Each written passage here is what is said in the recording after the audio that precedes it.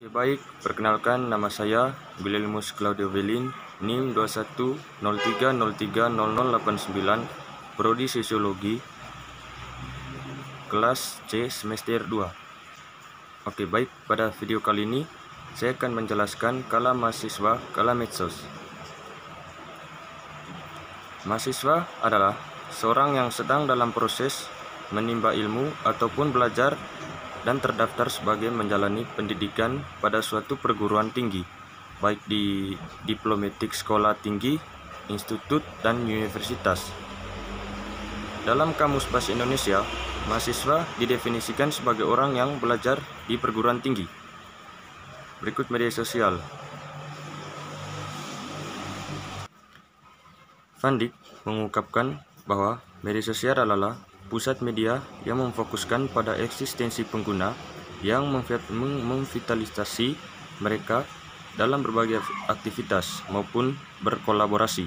Karena itu, media sosial dapat dilihat sebagai medium online yang menguatkan hubungan antar pengguna sekaligus sebagai sebuah ikatan sosial. Dari definisi di atas, penulis menyimpulkan bahwa media sosial adalah media online yang berguna untuk memperkenalkan diri, berinteraksi, berbagi informasi satu sama lain, dan membangun hubungan antar pengguna dalam dunia maya. Media sosial juga merupakan salah satu platform yang muncul di media siber. Karena itu, melihat media sosial yang ada tidak jauh berbeda dengan karakteristik yang dimiliki oleh media siber.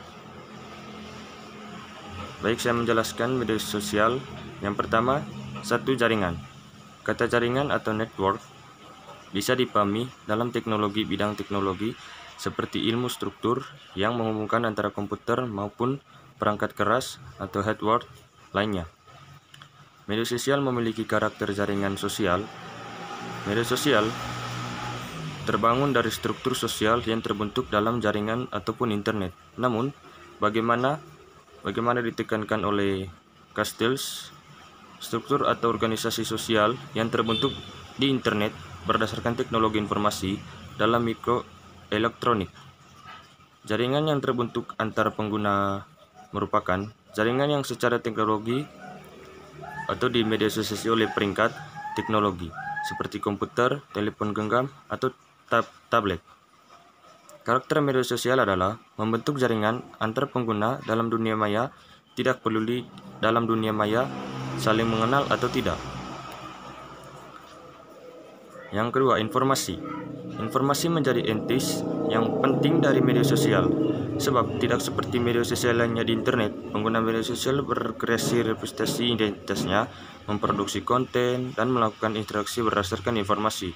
Bahkan, informasi menjadi semacam komoditas dalam masyarakat. Informasi deskripsi dipertukarkan dan dikonsumsi menjadi informasi. Informasi merupakan bahan buku ekonomi. Teknologi juga memiliki pengaruh luas dan masyarakat maupun individu. Yang ketiga, teknologi informasi memberikan kemampuan atau kemudahan dalam lahan informasi yang memungkinkan logika jaringan diterapkan pada organisasi dan proses ekonomi. Yang keempat, teknologi informasi dan logika jaringan memungkinkan fleksibel yang jauh lebih besar dan konsekuensi beberapa proses. Organisasi dan lembaga mudah dapat diubah dalam bentuk-bentuk baru terus-menerus. Dan yang kelima, teknologi individu telah mencatut menjadi suatu sistem yang terpadu. Oke, berikut fungsi media sosial. Fungsi dari media sosial selain sebagai media komunikasi juga merupakan media yang menemukan dan mendapatkan informasi serta menyebarkan informasi. Media sosial berfungsi untuk hiburan. Terdiri dari pimpinan fakultas, ada juga di bawahnya pegawai dan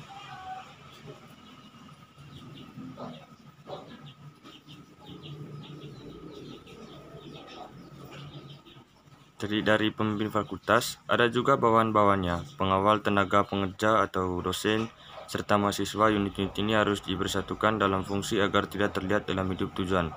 Namun dalam menetapkan jalan fungsi, struktur tetap memperlihatkan norma-norma nilai yang berlaku. Teori struktur fungsional. Red Brown mengungkapkan, suatu masyarakat sebagai organisasi tubuh manusia. Suatu organisasi tubuh terdiri dari sekumpulan sel dan cairan yang terus-menerus dalam suatu jaringan hubungan sehingga membentuk